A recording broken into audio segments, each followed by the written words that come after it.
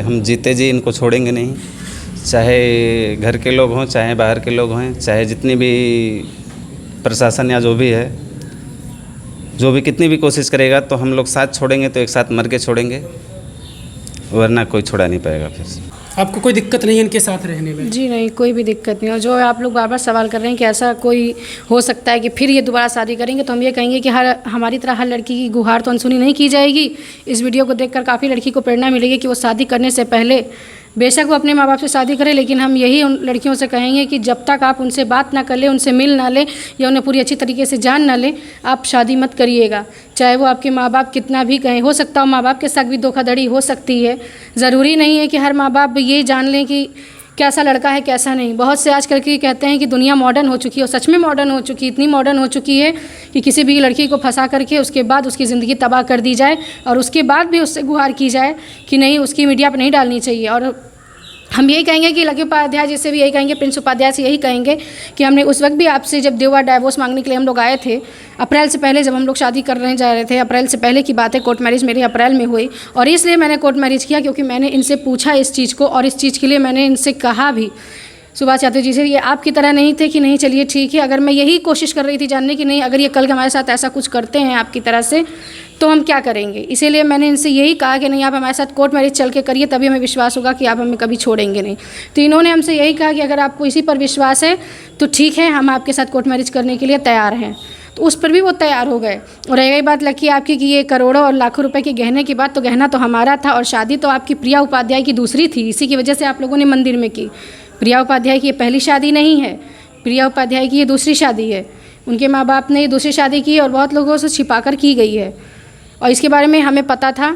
और यहाँ तक कि शादी का खर्चा मैंने आधा उठाया है। प्रिया उपाध्याय यानी प्रिंस की सबसे छोटी बहन है वो, जिसकी वजह से कहा गया है कि मेरी बहन का गहना लेकर के मैं भाग गई थी।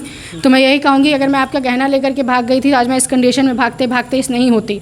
और गहना लेकर जाना होता तो 20 नवंबर को ही मैं गई थी अपने माँ बाप के साथ ना, तो आप उसमें का कोई क्ल्यू रखे होंगे या कोई भी ऐसी सबूत होगा जिसमें मैं लेकर के गई हूँ। आपको रिकॉर्डिंग करने का बहुत शौक है, आपने रिकॉर्डिंग की होगी। आप बहुत सारी रिकॉर्डिंग सुना भी रहे थे वो। जी, सुनाने में बहुत आगे हैं। अभी लखनऊ में भी हमारी बात हुई थी, तो वो हमको यही कह रहे थे नहीं माफ़ी मांगोगे, तो मैंने कहा माफ़ी तो मैं तुमसे नहीं मांगूंगी, क्योंकि गलत तुमने किया है मेरे साथ, मैंने तुम्हारे साथ गलत कुछ नहीं किया है।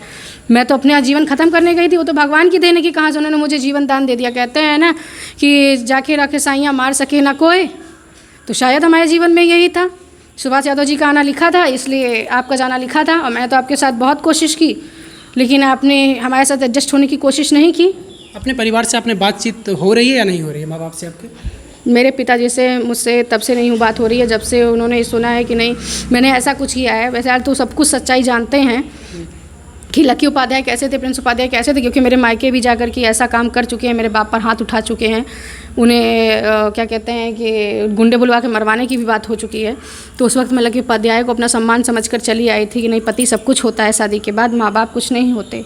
तो ये सोचकर मैं वहाँ से चली आई थी, अपने माँ बाप से नाराज़ होकर के भी चली आई थी। और तब से फिर 20 नवंबर के बाद से मेरा उनसे कोई माँ बाप को क्या माना जाए कि माँ बाप अब छूट गए हैं?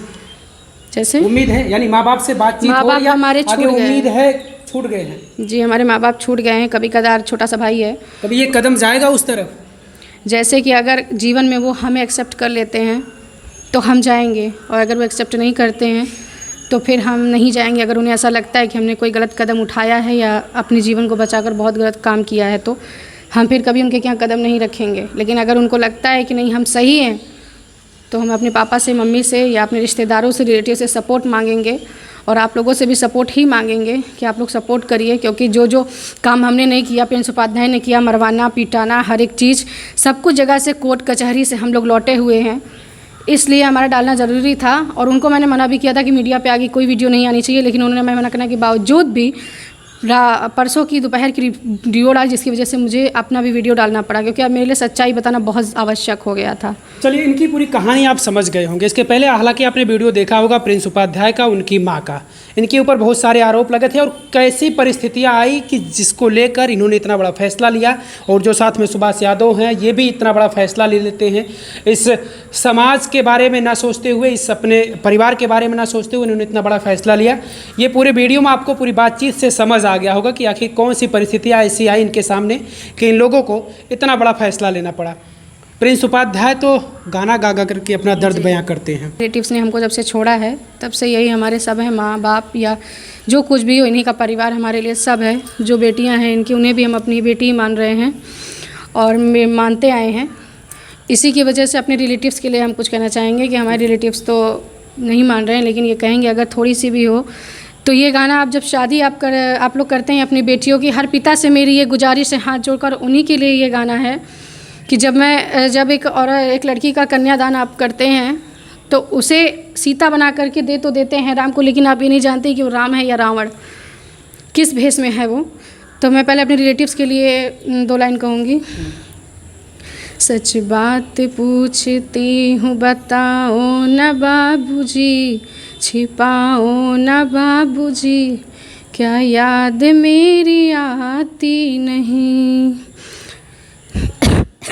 क्या याद मेरी आती नहीं।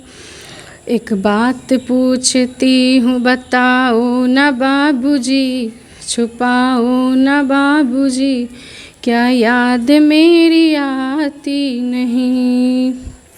कैसी परंपरा ये कैसा विधान है, बाबा बताओ ना कौन सा मेरा जहान है।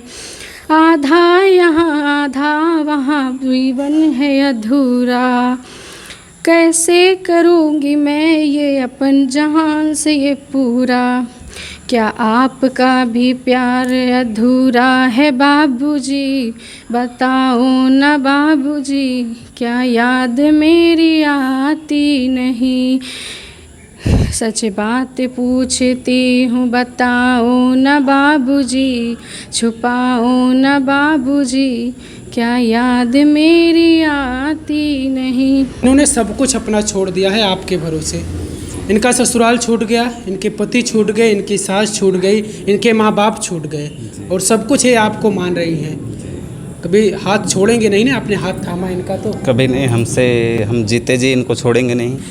चाहे घर के लोग हों, चाहे बाहर के लोग हों, चाहे जितनी भी प्रशासन या जो भी है, जो भी कितनी भी कोशिश करेगा तो हम लोग साथ छोड़ेंगे तो एक साथ मर के छोड़ेंगे, वरना कोई छोड़ा नहीं पाएगा। फिर जैसे प्रिंस उपाध्याय जी ने ये गाना गाया था कि एक ऐसी वो लड़की थी जिसे मैं प्यार करता था, तो मैं ये भी उन्हीं के गाने पर थोड़ा शॉर्टकट ही कहूँगी क्योंकि ज़्यादा टाइम नहीं है हमारे पास।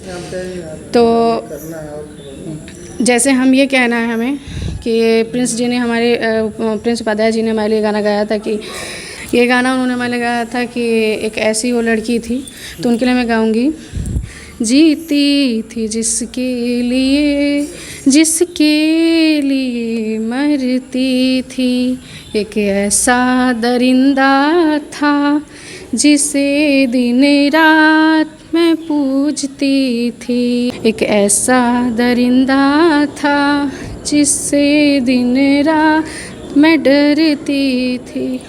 थोड़ा लकी उपाध्याय जी ने हमें मोहब्बत के बारे में कहा था कि इंसान जब मोहब्बत करता है तो उसे धोखा नहीं देना चाहिए। तो हम ये कहेंगे मोहब्बत तुम्हारी तरह से नहीं, मोहब्बत ऐसे की जाती है जिसकी आंखों में एक आंसू बर्दाश्त ना हो, जिसके लिए दिल इतना धड़क जाए कि उसका पैदल चलना भी दुश्वार हो जाए। को इनके फैसले को लेकर सुभाष यादव या फिर सपना यादव अब हो चुकी है, पहले सपना उपाध्याय थी, अब सपना यादव हो चुकी है, इनके फैसले को लेकर आप क्या सोचते हैं?